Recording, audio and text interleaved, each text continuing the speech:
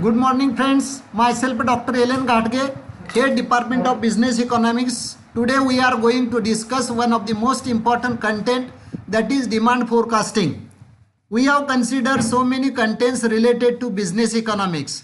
While discussing the business economics, we have considered nature, features of business economics, difference between micro and macro economics, as well as we have considered some of the theories regarding the microeconomics, and later on just we have considered the concept of elasticity of demand and types of elasticity of demand, the types of price elasticity of demand.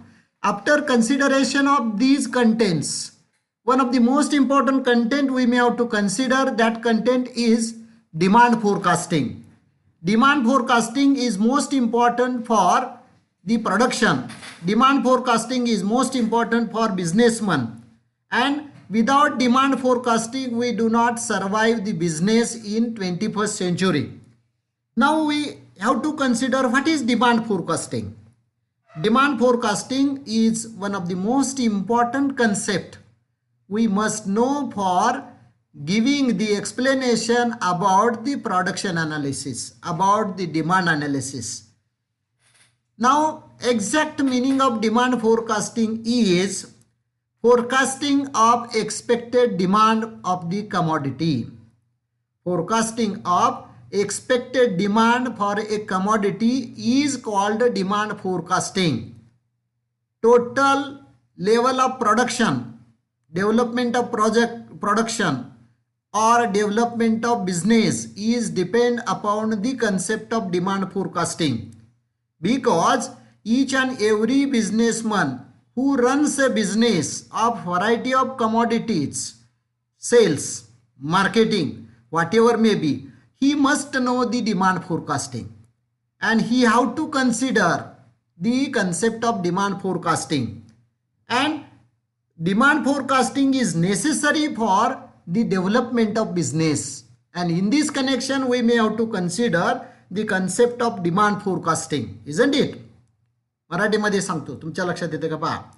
यापूर्वीच्या आपल्या वेगवेगळ्या प्रकारच्या कंटेंटमध्ये आपण micro economics, business economics आणि business decisions, त्याचबरोबर आपण मागणीची लवचिकता, मागणीच्या लवचिकतेचे प्रकार या बाबी अभ्यासलेल्या आहेत.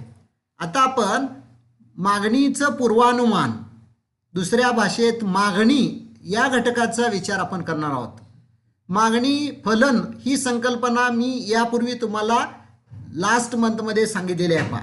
म्हणजे demand is most important for the business. म्हणजे मागणीशिवाय कोणताही उद्योजक आपला उद्योगधंदा व्यवस्थित करू शकत नाही. First of all we must know the demand. म्हणजे लक्षात आलं तुमच्या, कोणत्याही वस्तूला मागणी असल्याशिवाय त्या वस्तूचं उत्पादन होत नाही, त्या वस्तूची विक्री होत नाही, त्या वस्तूपासून उद्योजकाला नफा मिळत नाही, त्या वस्तूपासून उत्पादन वाढवू शकत नाही, रोजगार वृद्धी होऊ शकत नाही. म्हणजे एखादा व्यावसायिक आपला व्यवसाय सुरू करत असताना त्यानं मागणी या घटकाचा विचार करावा लागतो. आता मागणीशिवाय वस्तूचं उत्पादन केलं जात नाही, मागणी नसलेल्या वस्तूचं उत्पादन केलं जात नाही. And that's why demand is most important in business economics. Now, what is demand forecasting? म्हणजे मागणी पूर्वानुमान. जे आता आपण एक बाब विचारात घेतलेली आहे की वस्तूच्या मागणीशिवाय त्या उद्योजकाचं भवितव्य ठरू शकत नाही. म्हणजे मागणी विचारात घेऊनच प्रत्येक उत्पादक उत्पादनाचं कार्य करीत असतो. आता ही जी मागणी आहे ती मागणी कशी असते, त्या मागणीचा अंदाज करणं यालाच म्हणतोय आपण डिमांड फोरकास्टिंग. मागणी म्हणजे एखादा व्यावसायिक आहे, तो ज्या वस्तूचं उत्पादन करतोय त्या वस्तूची बाजारातली मागणी विचारात घेऊन उत्पादनाची प्रक्रिया केली जाते. शेतकरी शेतामध्ये वेगवेगळ्या प्रकारच्या भाजीपाल्याचं, फळांचं, पिकाचं, अन्नधान्याचं उत्पादन घेतो. काय विचार करतो? तो विचार करतोय आपल्या कुटुंबाची मागणी किती आहे, आपल्या कुटुंबाची मागणी किती वाढेल नजीकच्या काळामध्ये, आणि उरलेलं धान्य जे बाजारात द्यायचं आहे आपल्याला, भाजीपाला जो बाजारात विकायचा आहे, फळं जी बाजारात विकायची आहे, त्याच्या मागणीचं स्वरूप काय. जर मागणीचं स्वरूप विचारात घेतलं तर त्याला उत्पादनाची प्रक्रिया अधिक चांगल्या प्रकारे राबवता येते. आता हा मागणीचा अंदाज जो आहे, हा अंदाज असला तरी सुद्धा हा अंदाज किती अचूक आहे त्याच्यावर त्या उद्योजकाचं यश अवलंबून असतं, त्या व्यावसायिकाचं यश अवलंबून असतं. म्हणजे बाजारपेठेमध्ये आता दसरा गेलेला आहे, दिवाळी आलेले पहा. दिवाळीच्या या सीझनमध्ये आपण सर्वांनी काही प्लॅन केलेले असतात पहा. मग त्यामध्ये काही वस्तूंची मागणी, कपड्याची मागणी वाढणार आहे, टी व्हीची मागणी वाढणार आहे असं गृहीत धरून व्यावसायिक काय करत असतात, या वस्तू आपल्या दुकानामध्ये ठेवत असतात. त्यांचा अंदाज काय आहे, कपड्याची मागणी वाढणार, पण कोरोनाजन्य परिस्थितीमुळं कपड्याची मागणी किती वाढेल याचा अंदाज करता येतो का? करता येत नाही. तरी सुद्धा उद्योजक काय करतोय, गृहीत काय धरतोय की सण आहे, मागणी वाढणार, लोक कपडे खरेदी करणार आणि तुमच्यासारखे तरुण सुद्धा मोठ्या प्रमाणावर खरेदी करणार. कारण आपण काय म्हणतोय, दिवाळी आहे, कपडे आपल्याला नवीन पाहिजेत. पण माझ्यासारख्या शिक्षकाला विचारलं तर मी काय म्हणणार आहे, कोरोना जानेवारीपर्यंत आहे, त्यामुळं कुठंही बाहेर फारसं न पडता, फारशी खरेदी न करता आपण आपली डिमांड आत्ता नाही करायची, जानेवारी नंतर करायची. बर, ज्याच्याकडं कपड्याचा स्टॉक आहे त्यानं आणखी कपड्याचा स्टॉक वाढवण्यात काय अर्थ आहे का? नाहीये. मग एक कंझ्युमर म्हणून आपण काय विचार करतोय, आपण मागणी करायची नाही. आणि मी आत्ता तुम्हाला सांगतो की येत्या दिवाळीमध्ये तुम्ही ऑब्झर्वेशन करा, निरीक्षण करा. माझं निरीक्षण असं आहे की कपड्याची मागणी मॅक्झिमम गेल्या वर्षीच्या तुलनेनं 25%च असेल, मागणी वाढणार नाही. कारण आजही लोकांच्या मनामध्ये त्या कोरोनाचं संकट आहे, ही भीती आहे. त्यामुळं डिमांड जी आहे ती कपड्याची डिमांड अपेक्षित प्रमाणात वाढणार नाही. आता आपण काय म्हणतोय, हे माझं पर्सनल मत आहे, पण ऑब्झर्वेशन आपण केलं, निरीक्षण जर केलं, अर्थात निरीक्षण करायला सुद्धा जाताना आपण मास्क घातला पाहिजे, नाहीतर अवघड होईल. ते निरीक्षण आपल्याला महागात पडतंय, लक्षात ठेवा. म्हणजे डिमांड फोरकास्टिंग ही कन्सेप्ट जी आहे, ही मागणीचा अंदाज करायचा आहे. आणि हा अंदाज करत असताना तो अंदाज दोन प्रकारचा आहे, एक पॉझिटिव्ह आणि दुसरा निगेटिव्ह. पॉझिटिव्ह जसं आपण कोरोना टेस्ट म्हणतो वा, पॉझिटिव्ह आणि निगेटिव्ह. निगेटिव्ह आली की उड्या मारतो, पॉझिटिव्ह आली की सगळं वातावरण बदललेलं असतं. पहा हे काय आहे, इथं पॉझिटिव्ह याचा अर्थ प्रॉब्लेम निर्माण झाला असा होतो, पण इथं डिमांडमध्ये डिमांड पॉझिटिव्ह असणं याचा अर्थ to enhance demand, to think over the demand that in future demand will increase. When demand will increase, that type of demand forecasting view is called positive demand forecasting, and such type of positive demand forecasting enables the business, develops the business in all sense. Do you understood the meaning of positive demand forecasting? आपण काय म्हणतो, अनुकूल मागणीचा अंदाज. अनुकूल म्हणजे काय, शेतकरी शेतामध्ये पिकं घेत असताना तो काय विचार करतोय, मी कांद्याचं पीक घेतोय, आत्ता कांद्याला दर 50 रुपये आहे, पण माझा कांदा ज्यावेळी मार्केटमध्ये येईल त्यावेळी तो 100 रुपये होईल, असा अंदाज जर त्यानं केलेला असेल तर तो पॉझिटिव्ह झाला. आणि अशा प्रकारचा पॉझिटिव्ह अंदाज हा शेतकऱ्याला त्याची शेती डेव्हलप करायला उपयोगी पडतो. तीच बाब मार्केटमध्ये व्यापारी फळं विकतात, भाजीपाला विकतात, फळांचे भाजीपाल्यांचे दर वाढत असतात, मागणी वाढत असते, मागणी विशिष्ट कालखंडात वाढत असते. अशा प्रकारे मागणीच्या वाढीचा अंदाज अनुकूल जर असेल तर तो पॉझिटिव्ह असतो, पॉझिटिव्ह डिमांड फोरकास्टिंग, ज्याला आपण अनुकूल मागणीचं विश्लेषण आपण ज्याला म्हणतो, किंवा मागणी अनुमान म्हणतो, अनुकूल मागणी अनुमान. आणि such type of positive demand forecasting is most important for business development. Near about 75% businessman assumes that in future demand will increase. That is positive demand forecasting. Positive demand forecasting develops the business, develops the industry, develops the industrial growth, develop the country, isn't it? The corona example is not suitable in such type of cases. Just consider in a industry, in a businessman, positive demand forecasting is necessary for development of business. And negative demand forecasting means in future demand will decrease. When demand will decrease, supply will decrease. When supply will decrease, production will decrease. When production will decrease, profit will decrease. And when profit will decrease, the businessman will cannot run a business in a profit motive. he will lose his income. That's why negative demand forecasting and positive demand forecasting, these two concepts we may have to consider here. लक्षात आलं तुमच्या? अनुकूल मागणीचं अनुमान म्हणजे भविष्य काळात मागणी वाढणार आहे, उत्पादन वाढवावं लागणार आहे, किमती वाढणार आहेत, अशा प्रकारचं अनुमान करून ज्यावेळी उत्पादनाची प्रक्रिया एखादा व्यावसायिक सुरू करतो त्यावेळी ते डिमांड फोरकास्टिंग, ज्याला त्या मागणीचं अनुमान हे अनुकूल मानलं जातं. आणि निगेटिव्ह डिमांड फोरकास्टिंग म्हणजे मागणी कमी होण्याची प्रक्रिया, किमती कमी होण्याची प्रक्रिया. किमती कमी झाल्यामुळं मागणी काही वेळा काय होत असतं, विशिष्ट वस्तूंची मागणी ही कमी होत असते. विशेषतः आपण लॉ ऑफ डिमांड आपल्याला काय सांगतोय, किंमत वाढली की मागणी कमी होते, किंमत कमी झाली की मागणी वाढते. पण उत्पादकाच्या दृष्टिकोनातून जर विचार केला तर वस्तूच्या किमती ज्यावेळी कमी होतात त्यावेळी त्याचा नफा कमी होतोय आणि त्याचा अंदाज जो असतो तो विचार करतोय, आज आपल्याला एवढा नफा आपला 25% कमी झाला आहे, उद्या 30% कमी, परवा 40% कमी. अशा तऱ्हेनं निगेटिव्ह ज्यावेळी तो विचार करू लागतो किंवा त्याला अनुभव येतो निगेटिव्हली, त्यावेळी त्याला आपण काय म्हणतो, नकारात्मक, त्याला उणे स्वरूपाची मागणीचं अनुमान असं म्हणतो. आणि म्हणून मागणीचं अनुमान हे निगेटिव्ह असणं हे उद्योजकाच्या विकासाचं लक्षण नाही, तर उद्योजकाचा विकास घसरणीला लागल्याचं लक्षण असतं. आणि म्हणून उद्योजकानं पॉझिटिव्ह आणि निगेटिव्ह या दोन्ही बाजूनं डिमांड फोरकास्टिंगचा विचार करावा लागतो. Positive demand forecasting, 75% of the businessman considers positive demand forecasting. That's why they become successful in it.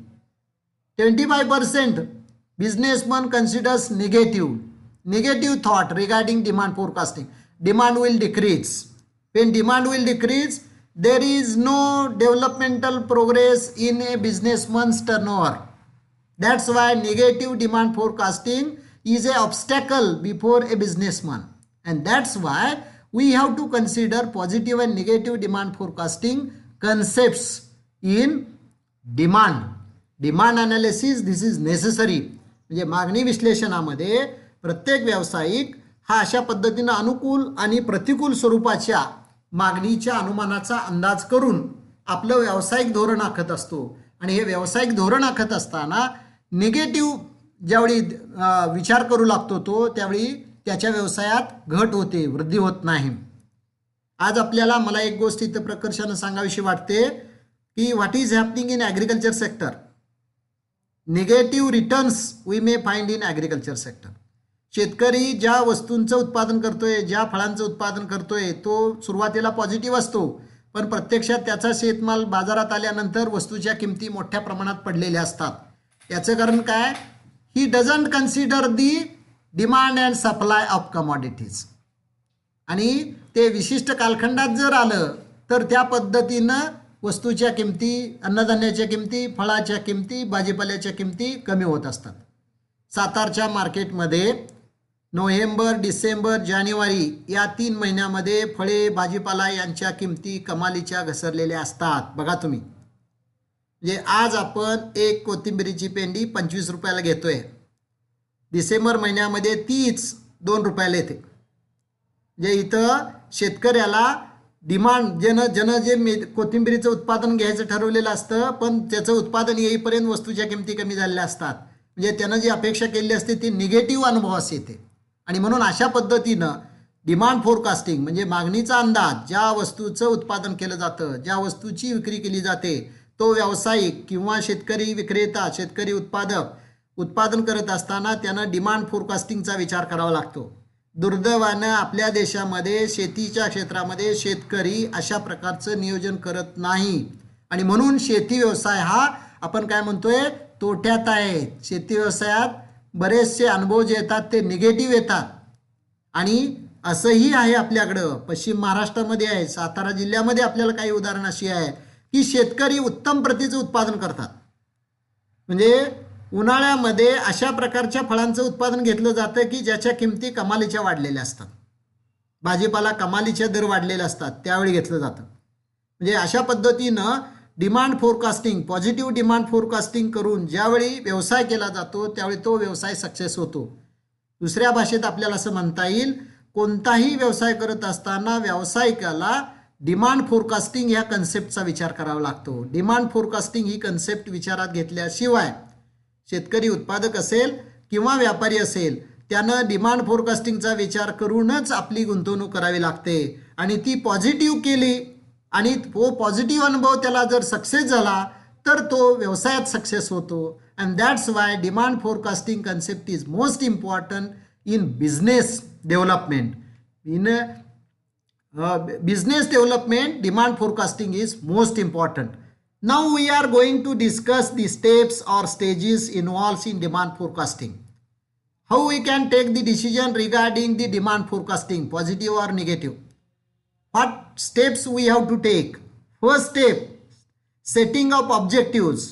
We may have to determine what is our objective.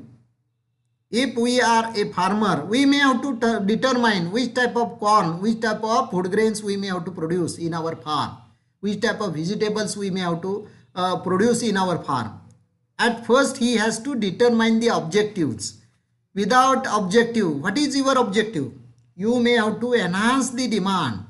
Your objective may be positive. Positive objective can develop the business, and that's why setting up objectives is most important step. Setting a selection of goods. Which type of goods I want to sell in the market. Each and every businessman has to decide at first. Each and every businessman cannot sell the TV in the market. Total number of sellers who sells TVs are limited than the food grains. Why it happens? The demand for TV is less than the demand for food grains, demand for vegetables. That's why which type of good we want to sell, that is most important, because the demand forecasting of that particular goods we may have to focus. जे टीव्हीचं विक्री करणारे उत्पादन करणारे जे आहेत ते विचार करत असतात दिवाळीलाच टीव्हीची मागणी वाढते, पाडव्याला टीव्हीची मागणी वाढते, मोबाईलची मागणी वाढते आणि मग टीव्हीचं उत्पादन किती करायचं किंवा टीव्हीची विक्री करायची, कोणतं दुकान खोलायचं. After completing graduation you may have to determine that which type of business we want to complete it. Selection of goods is most important. Which type of goods we may have to sold in the market is most important. Selection of goods. This is second step, and this step is most important. म्हणजे मागणीचं अनुमान करत असताना आपल्याला कोणत्या वस्तूंची आपण उत्पादन करायचं आहे, कोणत्या वस्तूची विक्री करायची आहे, म्हणजे थोडक्यात कुठला बिझनेस आपण करायचा आहे त्याच्यावर डिमांड फोरकास्टिंग अवलंबून असतं. आपण जर कापड दुकान टाकणार असू तर आपण अन्नधान्याच्या मागणीचा विचार करण्याची गरज नाही. आपण कपड्याची मागणी फ्युचरमध्ये काय असेल याचा अंदाज करायचा आहे. आपण जर कपड्याचं दुकान टाकणार असू तर आपण शेतकऱ्याचं काय होतंय हे बघायची गरज नाही. आपण आपल्या व्यवसाय केंद्रित करायचा आहे, त्याचं डिमांड फोरकास्टिंग. म्हणजे पहिल्यांदा उद्दिष्ट काय आपलं ठरवलं पाहिजे, पुढं कुठला व्यवसाय आपल्याला करायचं तो ठरवलं पाहिजे. कारण त्या व्यवसाय जो निवडलेला आहे, आपण कोणत्या वस्तूची खरेदी विक्री आपण करणार आहे, कोणता व्यावसायिक आपण बनणार आहे, त्याच्यावर त्या व्यवसायाचं मागणीचं अनुमान अवलंबून असतं. The remaining part we will consider later.